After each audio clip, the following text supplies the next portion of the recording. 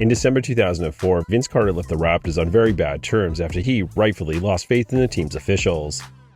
It had been just over 5 seasons during which Carter had been the face of Toronto when he was sent to the Nets as the Raptors went into a rebuild.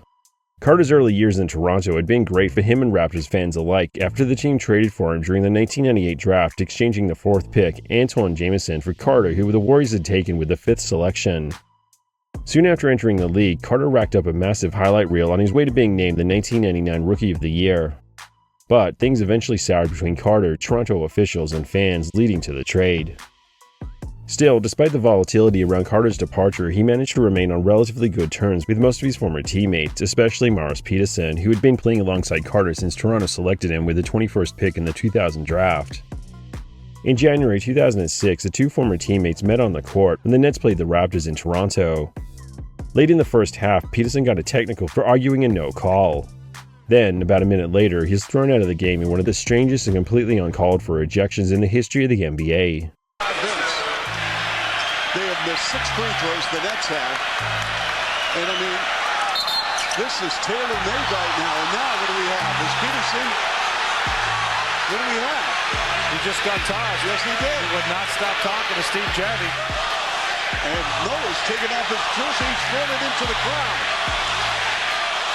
Steve Javie was the referee who made the call to eject Peterson because he didn't see that Carter had not only initiated the incident, but that it was also playful. Vince Carter they were just fooling around there. Wow. Yep. Carter had taken the free throw for Peterson's initial technical.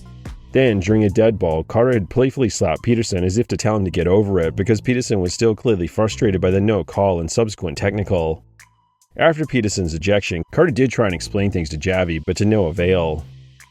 Following the game, the NBA reviewed the incident and acknowledged that it was a bad call, then announced that Peterson wouldn't be either fined or suspended.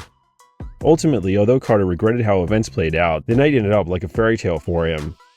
Carter's return to Toronto gave furious Raptor fans the opportunity to let him know how they felt about him after what they saw as him abandoning the franchise that made him. If you're Vince Carter, you may want to pull that headband down around your ears.